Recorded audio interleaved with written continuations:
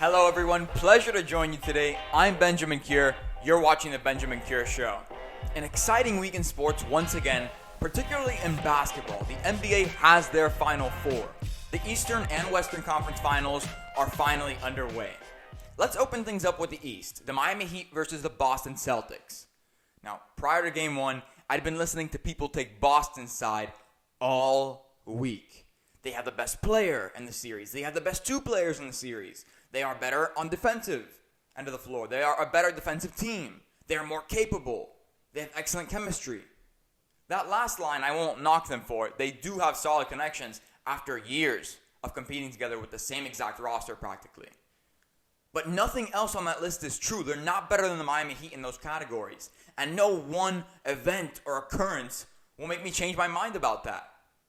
The Miami Heat couldn't get it going early on offense. They let the Celtics get ahead of them in that first half. That's totally evident. And the Miami Heat's undefeated at-home streak was indeed threatened. But the Heat's defense, which is currently better than the Celtics, was consistent as always. And that defensive presence and pressure kept the Heat in the game until they turned it on in the second half. P.J. Tucker, Bam Adebayo, Jimmy Butler, Tyler Hero. The whole team got a second wind after that first half. But the story here is Jimmy Butler.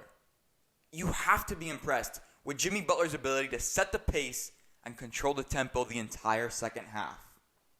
He has the ability to turn it on come playoff time, come those big moments. That's not common in sports, even in basketball.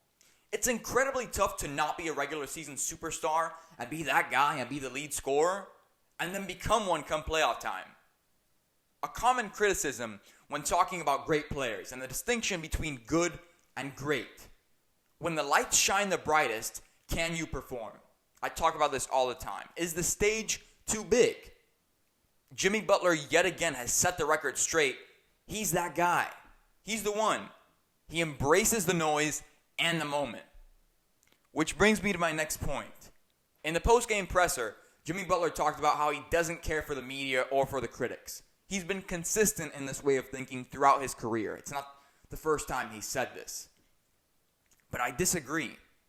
I have seen Jimmy Butler be heavily criticized and questioned prior to a big game, and then watched Jimmy go off in that big game. Whether it was scoring or doing some big things on the defensive end of the floor, he would show up to those games laser focused. He had a purpose. He had intentions. I've seen it before. You can't tell me that in those games, he doesn't come out with a little extra. He uses the criticism as fuel. I saw it last night. Jimmy Butler was fueled by an underlying fire because Jimmy Butler has the most valuable commodity that a player can possess that doesn't appear on the box score. You can't see this on a stat sheet. Competitiveness. Tom Brady, LeBron, Michael Jordan. I'm not comparing him to their greatness, but it's a skill that greats do indeed possess. And we talk about it all the time. On top of the mountain of analysts who took the Celtics to win the series, at halftime of that Miami Heat game, I guarantee that Jimmy could already hear the next day's headlines. It was ringing in his ear. And he wasn't having any of it. Because a guy like him refuses to lose.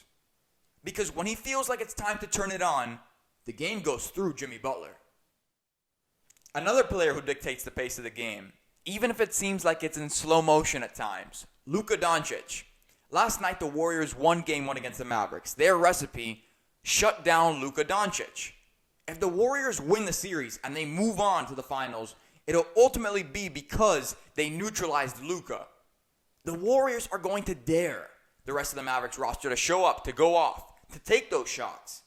Because they're betting that even if successful, the Mavericks will not be able to win without the heroics of Luka. And using what we know right now about the Mavericks, that's a safe bet. I mean, there were countless times during that game where players had open shots after offensive rebounds. The Mavericks had momentum earlier in the game, and they'd shoot the three, and they couldn't get it to fall on 3 back-to-back-to-back attempts. They don't have anyone that they can confidently call a 2. And by the way, it wasn't the Warriors that we think of that were taking over last night. It was the young guys. Stephen Curry didn't even have to drop 30. He scored 21, which is solid, but not for Stephen Curry in a Western Conference Finals game. But in the Warriors' collaborative effort, that was more than enough. Steph, Klay, and Draymond will go down as NBA legends. They'll be remembered forever as a great trio, and they still have time left in their careers. It's not like this is the last dance. They've got a couple good years left. But the younger half of their roster already seems ready to start the next chapter for Golden State, a new era of stars. They develop so well. I'm aware that Golden State has been doing this all postseason long, but on a stage like the Western Conference Finals, when it really counts, and you watch it take place like that right before your eyes on the biggest stage yet, yeah, those young guys made their big-time debut.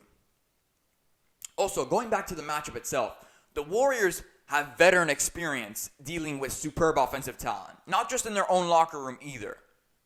In order to win in the past, the Warriors have been forced to neutralize opposing offensive talent. Kevin Love, Kyrie Irving, James Harden, Chris Paul, LeBron James. It's a tall task, but the Warriors have done it before. They've been here before. They're not strangers to the circumstances. And that whole situation and plot will play heavily into whether the Warriors or the Mavericks advance to the NBA Finals. So you know where my heart is at. I've got the Heat winning Game 2 at home, and I'm taking the Warriors in Game 2. Also, those young California fans are doing a great job of getting loud and elevating the Warriors at home. That's going to be a big-time factor in a long, drawn-out series. And I think that this one is going to be just that, mark my words. No doubt about it. Before we go, I do have an update to share. Last week I mentioned some great news regarding an honor that I'd be receiving. To refresh your memory, I'm heading to New York City next week for the Sports Emmys, where I'll be recognized as the recipient of a special honor. I'm super looking forward to it. But this week is pretty busy. My high school graduation is on Saturday. I've got a school-wide mass today. I've got some Inter Miami CF content that I'll be posting on social that I'm currently working on. And then I'll be in New York City all of next week. So with that said, we will not have an episode next week. Episode 13 will have to wait until the following week. You may be thinking, Ben, but what about when you're in New York City, you do a New York edition of the Benjamin Cure Show? I'll be honest, it's the first thing that came to mind. But that was before I got around to finalizing the trip itinerary. And let me tell you, while there's not realistically time to write, record, and produce the show, there will be content. A heads up about next week, follow me on social media. This is not my usual call to action. I'm being serious. If you want to stay in the know for some very cool stuff and some very cool moments, take out your phone now, stop watching the episode, I won't mind, and go follow me on Instagram and Twitter. If nothing else, just Instagram and Twitter. The direct links and the usernames are in the description below. So don't say I didn't tell you. Stay tuned to social. Until then, I'm Benjamin Cure. You are watching The Benjamin Cure Show. I'll see you in 2 weeks. Take care, everyone.